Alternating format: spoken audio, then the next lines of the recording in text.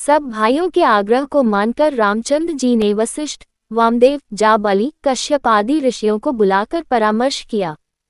उनकी स्वीकृति मिल जाने पर वानरराज सुग्रीव को संदेश भेजा गया कि वे विशाल वानर सेना के साथ यज्ञोत्सव में भाग लेने के लिए आवें। फिर विभीषण सहित अन्य राज महाराजाओं को भी इसी प्रकार के संदेश और निमंत्रण भेजे गए। संसार भर के ऋषि महर्षियों को भी सपरिवार आमंत्रित किया गया।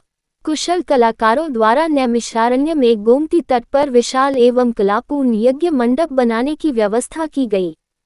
विशाल हवन सामग्री के साथ आगंतुकों के भोजन, निवास आदि के लिए बहुत बड़े पैमाने पर प्रबंध किया गया।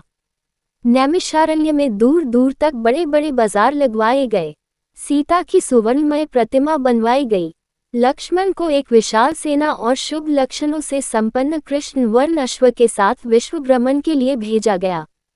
देश देश के राजाओं ने श्री राम को अद्भुत उपहार भेंट करके अपने पूर्ण सहयोग का आश्वासन दिया।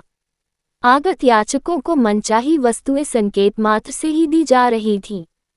उस यज्ञ को देखकर ऋषि मुनियों का कहना था कि ऐसा यज्ञ पहले कभी नहीं हुआ। यह यज्ञ 1 वर्ष से भी अधिक समय तक चलता रहा। इस यज्ञ में सम्मिलित होने के लिए महर्षि वाल्मीकि भी अपने शिष्यों सहित पधारे।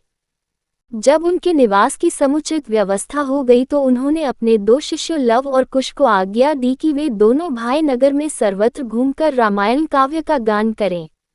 उनसे ये भी कहा कि जब तुमसे कोई पूछे कि तुम किसके पुत्र हो तो तुम केवल इतना कहना कि हम ऋषि वाल्मीकि के शिष्य हैं। यह आदेश पाकर सीता के दोनों पुत्र रामायण का सस्वर गान करने के लिए चल पड़े।